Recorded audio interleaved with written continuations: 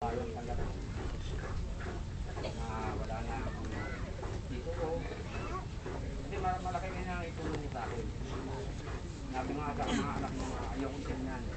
Dahil hindi ko kayang wala ka.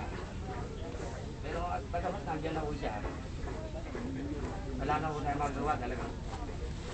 Nandun na ako, nagpapahinga na rin siya para isa kasi kahit sabihin nung mas may edad doon sa akin na pinagagalitan ko siya pag nakikita ko siyang umiinom.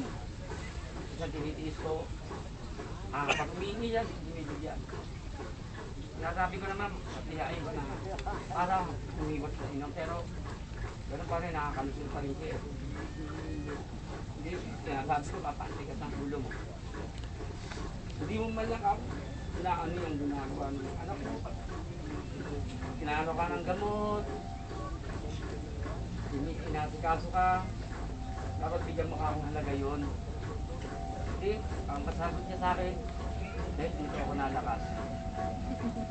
Pinakasama ko ng loob noon, bago ko siya dinala sa ospital, pinuntahan niya pa ako.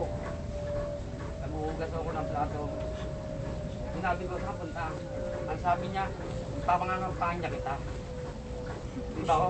Tapos bumalik siya, iikot ako dito. Siguro naman napupuna ng mga kagasan Fe na nandun siya, panay ang ikot niya. Kahit saan siya pumunta, ikot. Papagama ko, sa ginawa niya, sabi ko nga sa kanya, nakakausap ko nga masyahe ko, paano pang nagtay para makapasok ako, wala ka. Sabi ko, bakit naman ako din panantay na nakita mo yung naghihirapan mo.